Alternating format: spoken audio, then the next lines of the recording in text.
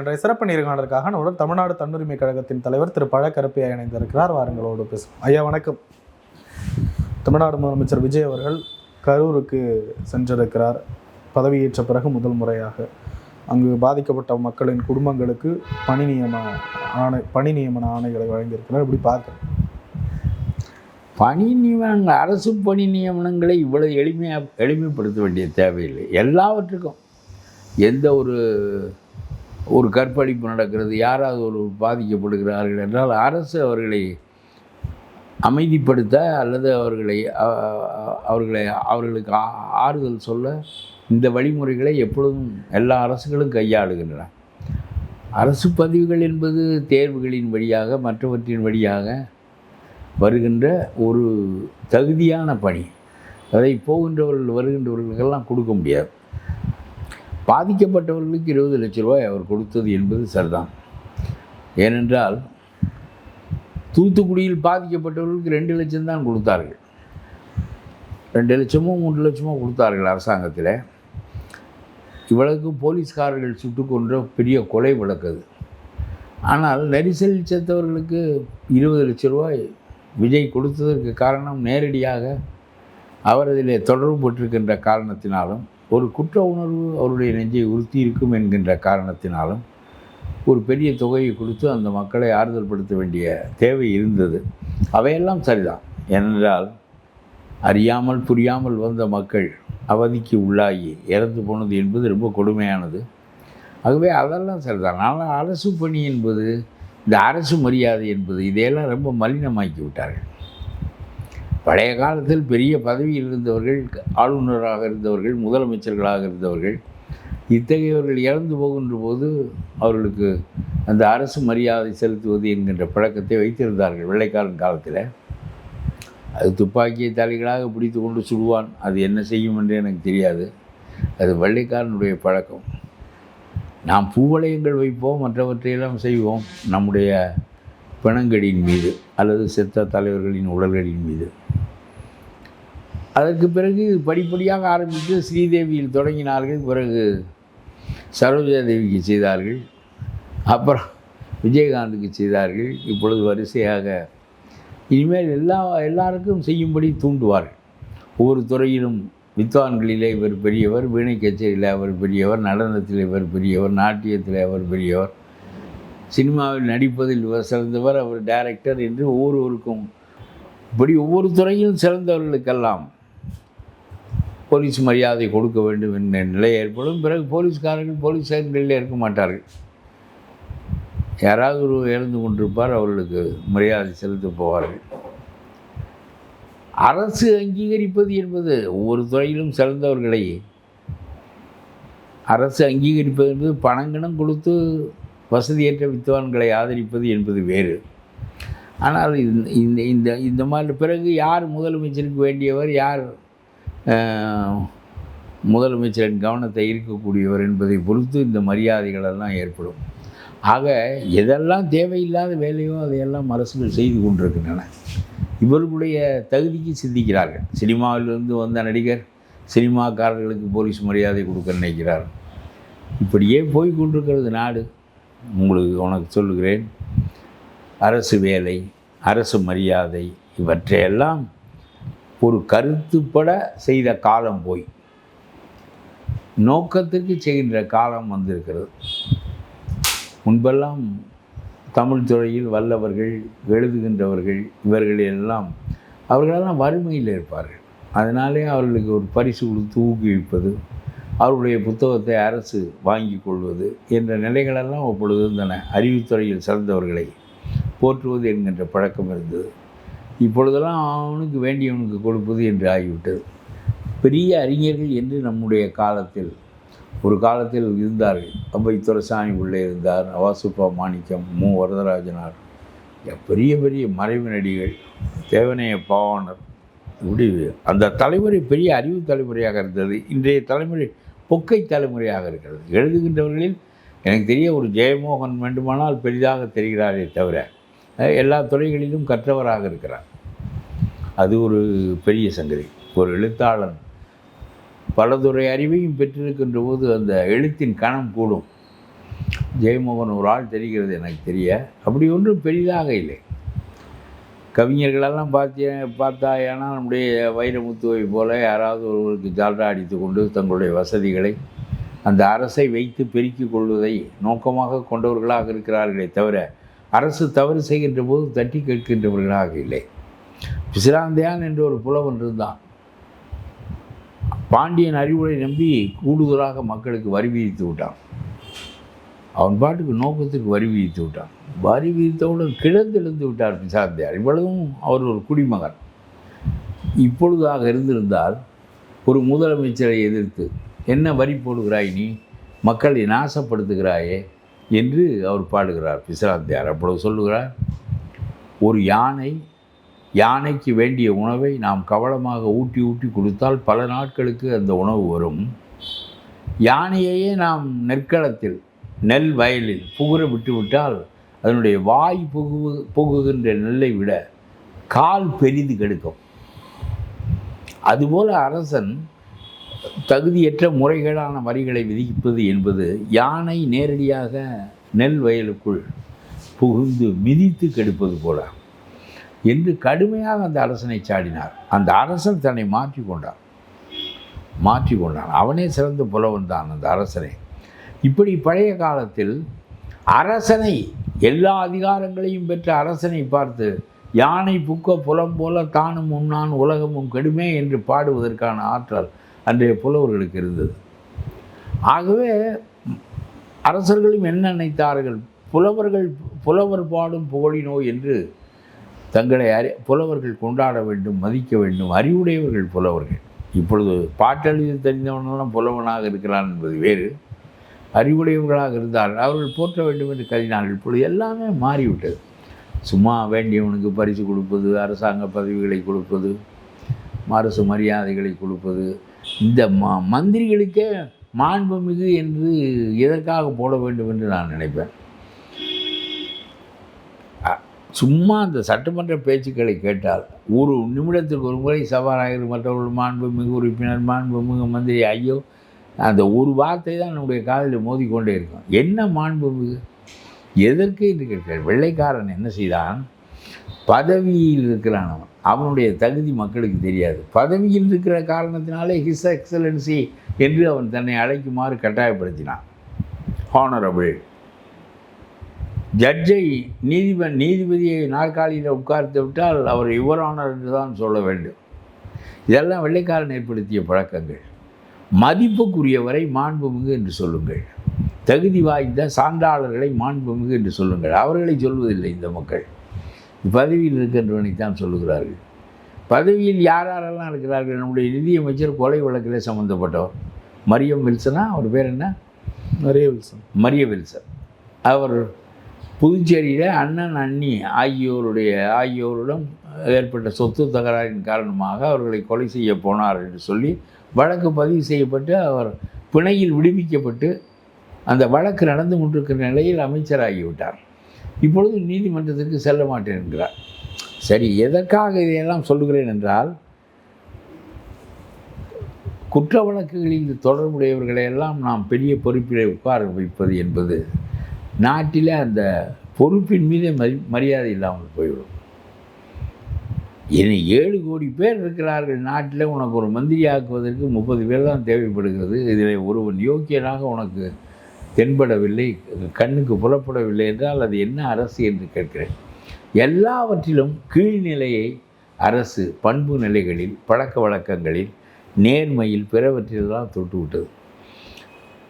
இருந்தாலும் நம்முடைய முதலமைச்சர் நேர்மையாக ஆழ்வேன் என்று இடைவிடாமல் சொல்வது என்பது பாராட்டுக்குரியது தான். இந்த வார்த்தையை வாயால் சொல்வதற்கு கூட 50 ஆண்டுகளில் எந்த கட்சியும் தயாராக இல்லை. ஊழலை பொறுத்து கொண்டுதான் உடன்பாட்டு கட்சிகளெல்லாம் கூடவே இருந்தன. அந்த ஊழலில் ஒரு பகுதி இவர்களுக்கும் போய் சேர்ந்தது. இவர்களுக்கும் கொடுத்தார்கள், அவர்களும் வாங்கி கொண்டார்கள், பெற்றுக்கொண்டார்கள். இத்தகைய நிலையிலே தான் தமிழ்நாடு அரசு நடந்தது. இப்பொழுது வந்திருக்கின்ற முதலமைச்சர் ஊழல் இல்லாமல் நான் நடத்துவேன் என்று சொல்வதே பாராட்டுக்குரியது. அவரளவுக்கு வாங்கவில்லை என்பது மட்டுமல்ல, பிறரையும் வாங்க விடாமல் செய்ய வேண்டும். ஆனால் அவர் என்ன செய்கிறார் என்றால், தகுதியற்றவர்கள், ஊழலில் மிகுந்தவர்கள், இவர்களையெல்லாம் அவருடைய பதவியை ராஜினாமா செய்தவருக்கு போதிய எம்எல்ஏக்கள் இல்லை. ஆகவே இந்த எம்எல்ஏக்களை விசில் சின்னத்தில் உருவாக்கி கொள்ள வேண்டும். ஆக ஏற்கனவே பதவியில் இருக்கின்ற பலரை ராஜினாமா செய்ய வைக்க வேண்டும்.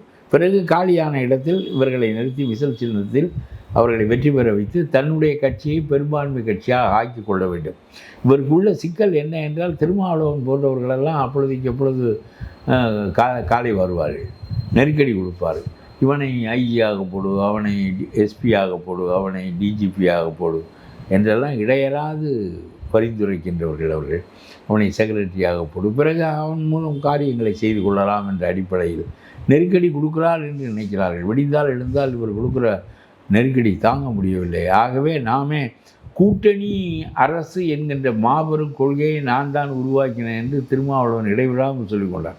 15 ஆண்டுகளாக நான் சொன்னேன், இப்பொழுது நடைமுறைக்கு வந்து விட்டது, என்னுடைய கருத்து காலங்கடந்தாவது நிலை பெற்றிருக்கிறது என்று இடையறாமல் சொல்லுகிறார். நான் சொல்லுகிறேன், இதுவரையிலும் எல்லாருக்கும் தனி பெரும்பான்மை இருந்தது. ஆகவே அவர்கள் அதற்கு வர வேண்டிய தேவையில்லை. எப்பொழுது பிச்சை எடுக்க வேண்டியது இருக்கிறது என்றால், உன்னிடம் போதாமை இருக்கிற போது தான் பிச்சை எடுக்க வேண்டியிருக்கிறது. ஆகவே இப்பொழுது உன்னிடம் போதாமை இருக்கிறது. ஆகவே வேற ஆளுகளை சேர்த்து கொள்ள வேண்டிய கட்டாயம் இருக்கிறது. முன்னாடியே கொள்கை முடிவுன்னு அறிவிச்சிட்டார். அதை எதை கூட்டணியில் பங்கு, ஆட்சியில் பங்கு, அதிகாரத்தில் பங்கு விஜய் அவர் சொன்னார். அவரை எடுத்துக்கொண்டார்களா? அவருடைய கொள்கையை எந்த கட்சியாக ஏற்றுக்கொண்டதா? எல்லாருக்கும் பெரும்பான்மை இருக்கிறபோது எதற்காக இவன் ஏற்றுக்கொள்கிறான்? அந்த கொள்கையை பெரும்பான்மை இல்லாத போது ஏற்றுக்கொள்வார்கள். ஆகவே இவருடைய கொள்கையாக ஏன் இவர் அறிவிக்கிறார்? 2% வைத்திருக்கிறவர் என்றைக்காவது நாடாள முடியுமா? என்றைக்காவது ஆட்சிக்கு வர முடியுமா? அப்புறம் இவர் என்ன பெரிய கூட்டணி? அது 2% வைத்திருக்கிறவங்கெல்லாம் ஒரு மந்திரி அரை மந்திரி கொடு என்பதற்காக இவர்கள் உண்டாக்கி கொண்ட கொள்கை அது. ஆகவே பெரும்பான்மையுடைய கட்சிகள் அதை ஏற்க மறுத்து விட்டன. இப்பொழுதும் விஜய் இவர்களை போன்றவர்களுடைய பிடுங்கல் தாங்க முடியாமல் தான் தனி பெரும்பான்மை பெற முயலுகிறார். இதிலிருந்து திருமாவளவன் கொள்கை தோற்றுவிட்டது என்பது மட்டுமல்ல, முன்பு இவர் ஏன் விஜய் நாங்கள் அரசியல் பங்கு தருகிறோம் என்று சொல்ல வேண்டிய நிலை ஏற்பட்டதென்றால், தானாக வெற்றி பெற முடியாது என்று அவர் கருதினார். ஆகவே அவர்களெல்லாம் இழுப்பதற்காக சொன்னார். ஆனால் எவனுமே வரவில்லை. இவர் கரையேறுவார் என்பதில் எவனுக்கு நம்பிக்கை இல்லை. ஆகவே எவனும் வரவில்லை. ஆனால் இவர் ஏறத்தாழ கரையேறி விட போகிறார் என்கிற நிலை வந்த பிறகு அங்கிருந்தவனெல்லாம் இங்கு போல் விழுந்து விட்டான். இப்பொழுது நாட்டில் இருக்கிறவனெல்லாம் சேருகின்ற கட்சியாக அவருடைய கட்சி ஆகிவிட்டது. ஆகவே எதற்காக இதை நான் சொல்கிறேன் என்றால், பிறகு இந்த கூட்டணி தர்மத்தை காலகாலத்திற்கும் கொண்டு செலுத்துவோம் என்கின்ற நிலைப்பாடு இப்பொழுது விஜய்க்கு இருப்பதாக எனக்கு தெரியவில்லை. அவர் தனி பெரும்பான்மையை பெறுவதற்காகத்தான் இருக்கின்றவனெல்லாம் ராஜினாமா செய்ய வைக்கிறார். நான் சொல்கிறேன், இந்த 10 பேருடைய ஆதரவு இருக்கின்ற போது உங்களுடைய ஆட்சி கவிழாது. ஆகவே நீங்கள் வேறு யாரையும் ராஜினாமா செய்ய வைக்கவோ, தவறாக அவர்களுக்கு வாக்குறுதிகளை கொடுக்கவோ வேண்டிய தேவை இல்லை. ஏன் கொடுக்க வேண்டிய நிலைமை ஏற்படுகிறது? இந்த கரூர் விஜயபாஸ்கர் இவரெல்லாம் என்ன டிரான்ஸ்போர்ட்டில் இந்த ஆட்களெல்லாம் அடித்தாடி, அது மட்டுமல்ல, இந்த குட்கா விஜயபாஸ்கர் என்றே அவருக்கு புகழ்பெற்ற பெயர் இருக்கிறது. குட்கா வழக்கில் சம்பந்தம், குட்காவை கடத்துவது வரையிலும் குட்காவால் மக்களுக்கு நேருகின்ற தீங்குக்கு அளவே இல்லை என்று போலீஸை இடையராது முடுக்கி கொண்டிருக்கிற போது ஒரு மந்திரியாக இருக்கிறவன் தன்னுடைய பதவியை வைத்து இந்த வேலையை செய்திருக்கிறான். அவனை போன்றவர்களெல்லாம் ராஜினாமா செய்ய வைத்தால் அவர்களை வேறொரு சலுகை கேட்பார்களா மாட்டார்களா? எதற்காக அவன் ராஜினாமா செய்ய வேண்டும்? அவன் ஒரு கட்சியில் இருக்கிறான், அவன் பாட்டுக்கு இருந்து விட்டு போவானா இல்லையா? அவன் எதற்காக நான் ராஜினாமா செய்கிறேன், உங்களுக்கு என்ன, நான் என்னுடைய வேட்டியை உரிந்து தருகிறேன், உங்களுடைய தோளில் போட்டுக்கொள்ளுங்கள் என்று சொல்ல வேண்டிய தேவை என்ன இருக்கிறது? ஏதோ ஒரு எதிர்பார்ப்பு இருக்கிறது. என்ன எதிர்பார்ப்பு என்றால், அவர்களின் மீது உள்ள வழக்குகளை முடுக்கி விடக்கூடாது. இவன் பதவியை இழந்து விட்ட பிறகு இவன் மந்திரி ஆக முடியாது. இவன் எம்எல்ஏ ஆவதற்கு இவனுக்கு மறுபடியும் இடம் கொடுக்க போவதில்லை. ஆகவே இத்தகைய நிலையில் அவர்கள் எதிர்பார்க்கின்ற சலுகை, தங்களின் மீது உள்ள வழக்குகளை இந்த அரசு முடுக்கி விடாமல் அப்படியே ஆறப்போட்டால், இப்படியே 10-20 ஆண்டுகளுக்கு ஆறப்போட்டு தங்களுடைய வாழ்க்கையை கடத்தி விட்டு பிறகு அவர்கள் வெளியே போய்விடுவார்கள். வேலுமணி போன்றவர்கள் திமுக அரசுக்கே காசு கொடுத்து தங்களுடைய வழக்குகளை முடுக்கி விடாமல் பார்த்து கொண்டார். இப்பொழுது இந்த அரசுக்கு நுழைகிறார்கள். ஆகவே தவறான மனிதர்களை எதற்காக நீங்கள் கட்சியில் சேர்த்து கொள்கிறீர்கள்? தவறான மனிதர்களுக்கு ஏன் வாக்குறுதி கொடுக்கிறீர்கள்? ஒரு நேரிய மனம் உங்களிடம் இருக்கின்ற போது அரசியலுக்காக நீங்கள் இதை செய்தால் கொஞ்ச நாள் செய்வீர்கள், பிறகு தோற்று போய்விடுவீர்கள். ஆனால் உண்மையிலேயே இந்த நாட்டை நேர்மைப்படுத்த வேண்டும், ஆட்சியை நேர்மைப்படுத்த வேண்டும் என்று நீங்கள் நினைத்தால் நான் பாராட்டுகிறேன். இப்படி சிந்திப்பதற்கும் சொல்வதற்குமே ஆள் இல்லை. ஆனால் இதை ஒரு அரசியலாக திமுகவை ஒதுக்கி வைக்கின்ற அரசியலாக மட்டும் நீங்கள் செய்கின்ற போது, இன்னொன்றில் நீங்கள் முரண்பாடாக நடந்து கொள்ளும்போது, நான் கேட்கிறேன், வேலுமணி ஊழலுக்கும் செந்தில் பாலாஜி ஊழலுக்கும் என்ன வேறுபாடு? அனிதா ராதாகிருஷ்ணனுடைய ஊழலுக்கும் குட்கா விஜயபாஸ்கர் ஊழலுக்கும் என்ன வேறுபாடு? கரூரில் நேற்று அந்த விஜயபாஸ்கரை மேடை ஏற்றுகிறீர்கள். அவர் உடனே காலகாலத்திற்கும் கார் உள்ள அளவும், கடல் உள்ள அளவும், நீர் உள்ள அளவும், நிலம் உள்ள அளவும் விஜய் தான் ஆழ்வார் என்று சொல்லிவிட்டார். அவர் ஒன்று மட்டும் சொல்லவில்லை, கடவுளினுடைய இடத்திற்கே விஜய் போய்விட்டார், கடவுள் கீழே இறங்கி விட்டார் என்று சொல்லவில்லை. என்ன நோக்கம் அவர்களுக்கெல்லாம்?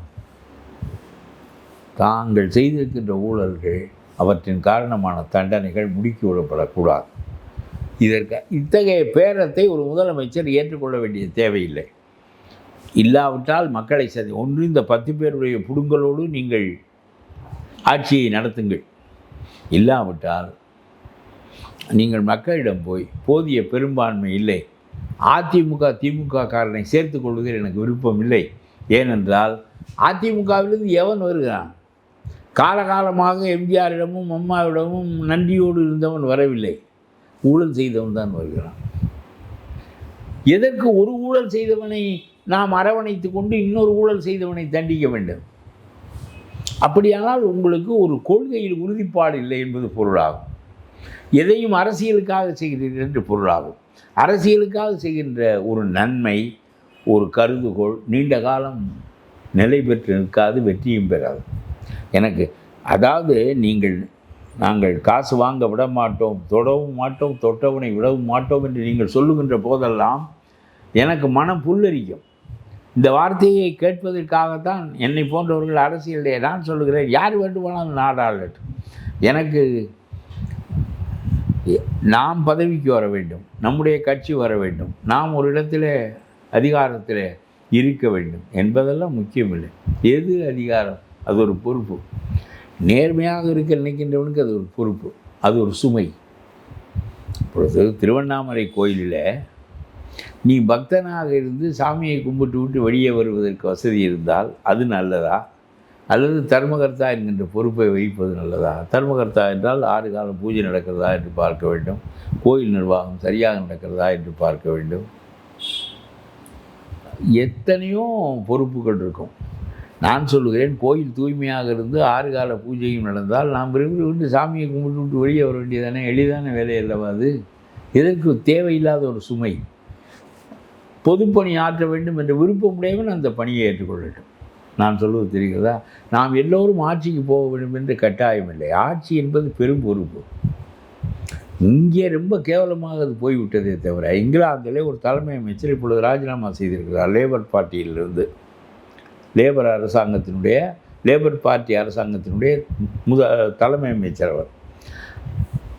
இவருடைய ஆட்சியில் இந்த கடந்த 2 ஆண்டு காலத்தில் விலைவாசிகள் அதிகமாக ஏறிவிட்டன, மக்களுடைய வாழ்க்கை சுமையாக மாறிவிட்டது, எல்லா கொள்கைகளிலும் ஒரு தளர்ச்சி தென்படுகிறது, ஆட்சியை ஊக்கத்தோடு அவரால் கொண்டு செலுத்த முடியவில்லை என்றவுடன் லேபர் கட்சி சொல்லுகிறது, உன்னால் இந்த கட்சி மறுபடியும் தோற்றுவிடக்கூடாது, ஆகவே நீ வெளியேறி அடுத்த பொறுப்புக்கு நாங்கள் வருகிறோம் என்று சொல்லி 2 ஆண்டுகளில் ஒரு தலைமை அமைச்சரை வெளியேற்றிவிட்டு அதே கட்சியில் வேறொரு பொறுப்புக்கு வருகிறார். இப்பொழுது இவரால் சரி செய்து விட முடியும் என்கின்ற போது லேபர் கட்சி காப்பாற்றப்பட்டுவிடும். இங்கே அப்படி இல்லை. ஸ்டாலின் தவறு செய்தால், உதயநிதி தவறு செய்தால் திமுக தண்டிக்கப்படும். ஆனால் திமுகவில் இருக்கிற எல்லாருமே அயோக்கியனாக இருக்கிறான் என்பது வேறு தொண்டனை தவிர. இந்த மந்திரியாக இருக்கின்றவனில் இவன் ஊழல் செய்யாத ஒருவனை கண்டறிவதே எளிதில்லை. ஆக தொண்டர்கள் அடிமட்டத்தில் கிடக்கிறார்களே தவிர. ஆக இதில் மொத்த கட்சியும் தவறு செய்கிறது. இல்லாவிட்டால் தலைவன் தவறு செய்வாரேயானால் இவ்வளவு லஞ்சம் வாங்குவதை பொறுத்து கொள்ள மாட்டார்கள் அவர்கள். அதே சமயத்தில் ஆட்சியில் இயலாமை வருகின்ற போது, ஆட்சியில் போதாமை இருக்கின்ற போது அந்த தலைமை அமைச்சரை வெளியேற்றுவதற்கான ஆற்றல் இங்கே எல்லாம் இருக்கிறது. அதுதான் ஜனநாயகம். இங்கே அப்படி இல்லை. அவன் தலைவன் கருணாநிதி என்றால் ஊழல் செய்வார், ஊழலோடு கருணாநிதியை ஏற்றுக்கொள்ள வேண்டும். இப்படித்தான் 50 ஆண்டுகளாக இந்த நாட்டில் ஆட்சி நடந்தது. அதை மாற்ற இவர் நினைக்கிறார் என்பதை நான் பாராட்டுகிறேன். முரண்பாடு இல்லாமல் அதை செய்யுங்கள் என்று நான் சொல்லுகிறேன். உங்களுக்கு அதை சொல்லித் தருகின்ற ஆட்களெல்லாம் சுமாரான ஆட்கள், நெறிமுறைகளில் பழக்கப்படாதவர்கள், ஆழங்கால் பட்ட அறிவு இல்லாதவர்கள், சாதாரணமான மனிதர்கள். ஒரு சின்ன நன்மைக்காக ஒரு யானையே பலியிட வேண்டும் என்று சொல்லுகிறவர்கள் அவர்கள். அதனாலே தான் இந்த தவறுகளெல்லாம் நடக்கின்றன. மீண்டும் மீண்டும் சொல்கிறேன், வேலுமணி ஊழலுக்கும் குட்கா விஜயபாஸ்கர் ஊழலுக்கும் நம்முடைய செந்தில் பாலாஜி ஊழலுக்கும் வேறுபாடு இல்லை. எல்லாரும் யார் தவறு சொல்லும்போது மட்டும் சேர்த்து சொல்லுகிறீர்கள், தீய சக்திகளும் தீர்ந்து போன சக்திகளும் என்று. அப்புறம் தீர்ந்து போன சக்திகள் இருக்கின்றவர்கள் மட்டும் உங்களுக்கு ஏன் நினைக்கிறார்கள்? அவர்களை எதற்காக நீங்கள் அரவணைத்து சென்று அவர்களுடைய ஊழல்களை பொறுத்து கொண்டு? ஏனென்றால் உங்களுக்கு எம்எல்ஏ இடங்கள் காலியாக வேண்டிய கட்டாயம் இருக்கிறது. உங்களுக்கு ஒரு தேவை ஏற்படுகின்ற போது வழியில்லாத வழியில் நீங்களும் போகிறீர்கள் என்று சொன்னால், நேரடியாக லஞ்சம் வாங்குவதும் தப்புத்தான். தவறானவனை அரவணைத்து கொண்டு அவனிடம் ஒரு நன்மை பெறுவதற்காக நாம் ஒரு நன்மையை அவனுக்கு விட்டு கொடுப்பது என்பதும் தப்புத்தான்.